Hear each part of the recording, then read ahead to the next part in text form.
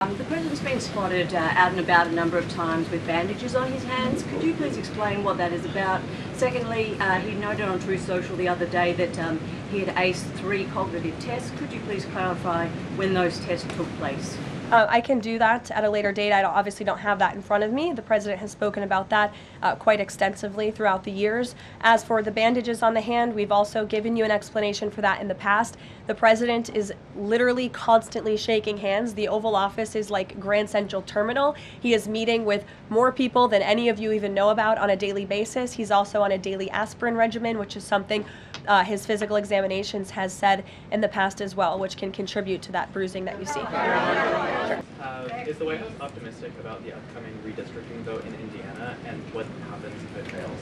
We'll see how the vote plays out. That's a political matter and frankly a legal one, and I won't comment on it here. Brian.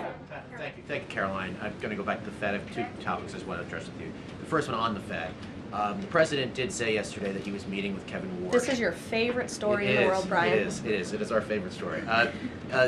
The President said yesterday he was meeting with Kevin Warsh to talk about the Fed chair, interview for a Fed chair role. Can you just say how that interview went with him? I won't comment on private meetings without the President's approval to do so. Okay. And the second thing is on the Netflix Warner Brothers deal. The President did address this also yesterday. He said that he believes that the sale of CNN should be attached to that deal with Netflix or with Paramount if anything happens down the road with them.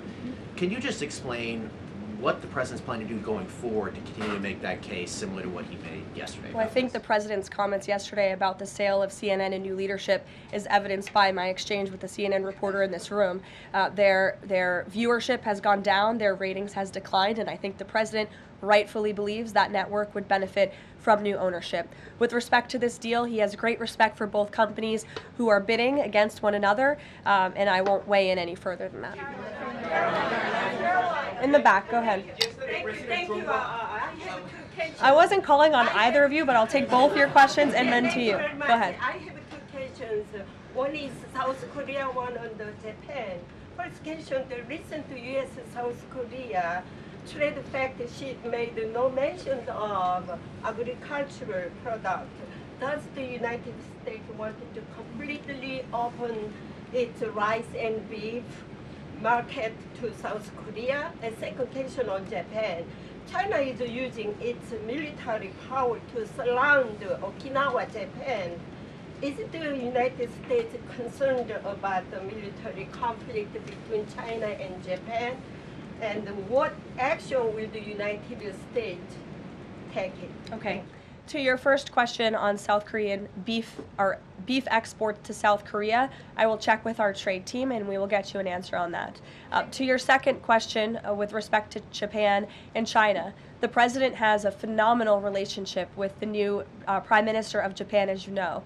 He was pleased to meet her when we went to Asia a couple of months ago, and they have spoken a few times since. They continue to be engaged with one another, and Japan is a great ally of the United States, as evidenced by their personal relationship and our continued trade relations with Japan.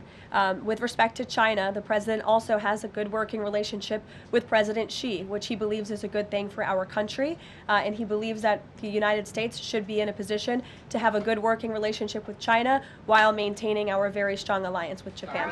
Go ahead. Yesterday, President Trump was speaking about drug production in Colombia. He said that the President of Colombia better wise up or he's gonna be next.